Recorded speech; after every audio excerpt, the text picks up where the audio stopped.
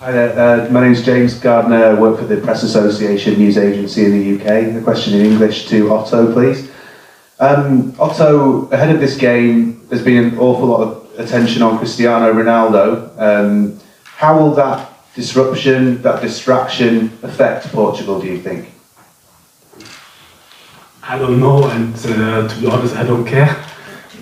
This is not our problem, and I don't think it's a big problem. Everybody wants to win, and no matter what happens, it's a big stage, a big game at the World Cup level. So I don't think normally this can disrupt anybody.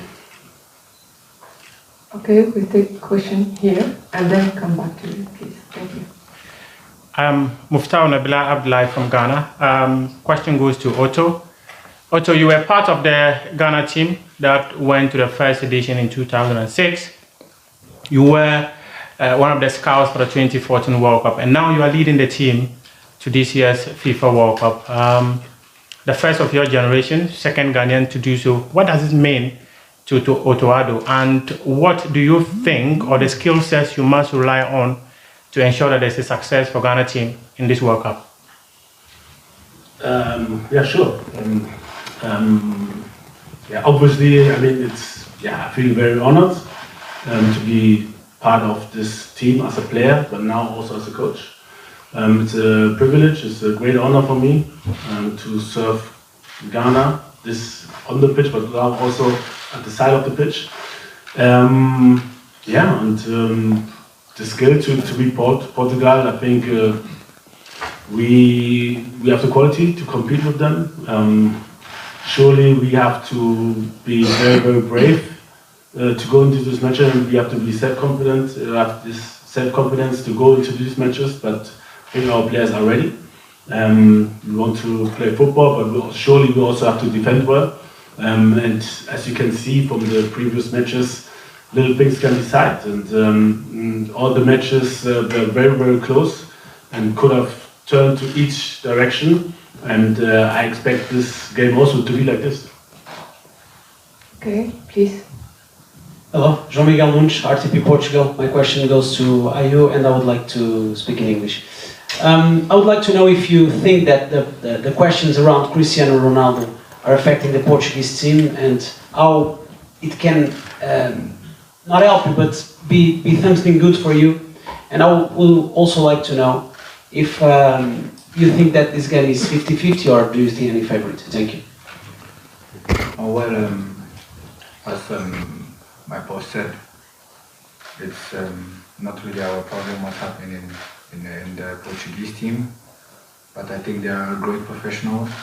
They play for top teams, so they'll be ready for the World Cup. It's the biggest stage, so they will be ready for it. And yeah, if we're going to talk about favorites, we cannot get into this game and lie. We all know that if we are going to get into this game, Portugal are the ones who are favorites on paper. But after, we have to show on the field that on paper is not what will happen on the pitch. So we are ready, and we know we are playing a very big side who were European champions a few years back, who have top players. But we believe in ourselves, and we know what's ahead, and we're going to do everything to make it very difficult for them. Assalamu alaikum.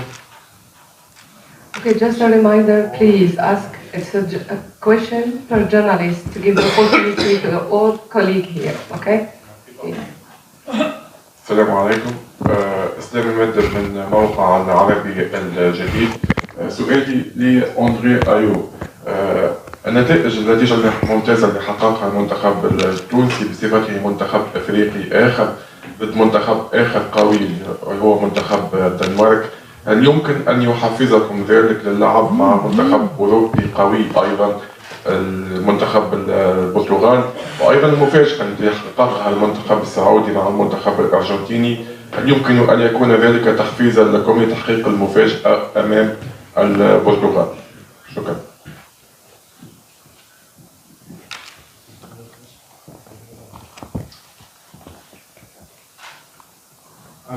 Well, we all know that in these big tournaments there are a lot of surprises that can happen. So we just need to be ready. What Saudi did was great. It was marvelous.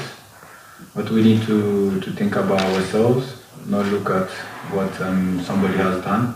And we prepare for our game, which we are going to do everything to take something out of this game. Yeah. Okay, we'll take a question there. First here and then there, please, thank you. Bonjour André, this is David Kaffa from Radio France International. This is your third World Cup. You and your brother Jordan are the only ones who have ever competed in this competition. Does it give you even more responsibility than usual? And do you still feel the same excitement before playing such a tournament, even if it's your 11th big tournament with Ghana, I believe? Merci. Yes, I think every tournament is different and every tournament has its excitement. And the World Cup is the one that we always dream to play as a young kid. So for me, it's an unbelievable thing for me to be here, to be able to play this third World Cup. But most importantly is to be able to perform on the pitch individually and collectively. And yes, it's true that me and my brother are the only ones who have played in a World Cup, but it doesn't mean anything because when we also came to play, we were also the first at some point and we were able to do good things on the field. So for me, I believe that anybody coming, the squad that we have the quality to really impress and to show the world what they're capable of. Okay, please, thank you. Bachmann, Deutsche Presseagenturfrage auf Deutsch, question in German, please, für Otto Addo. Ja.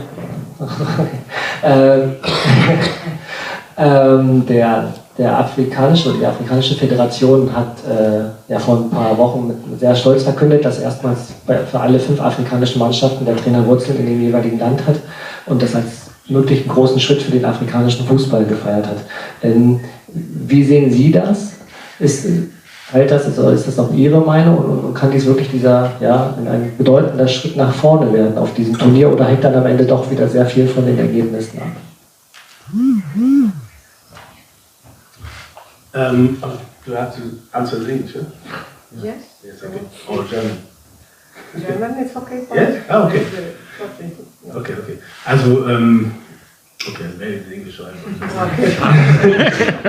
So I think in general it's also it's a big step for African football. At the end, it doesn't matter who's the coach, but surely,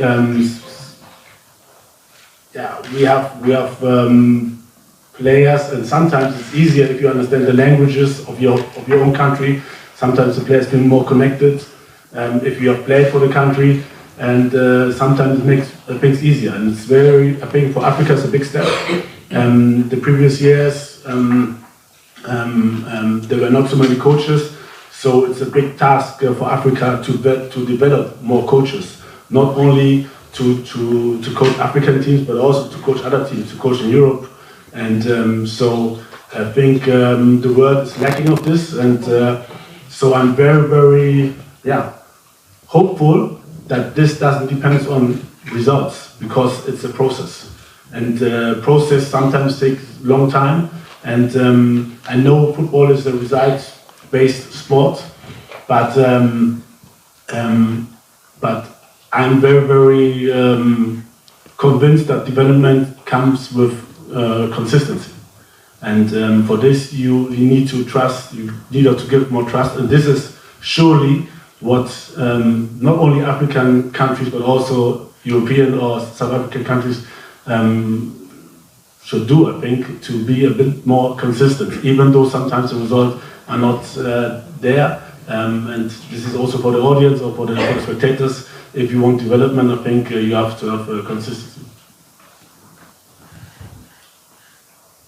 Okay, may I ask the photographers to kindly stop shooting and take a seat? Thank you so much. Please. Thanks for watching the video. My name is Joseph Adamafio, and here on Sports Updates Ghana, we post sports updates on regular basis. So if you've not subscribed to the channel, I'll urge you to subscribe to the channel as we bring you the best of football updates and sports updates here in Ghana. Thanks for watching. Please subscribe.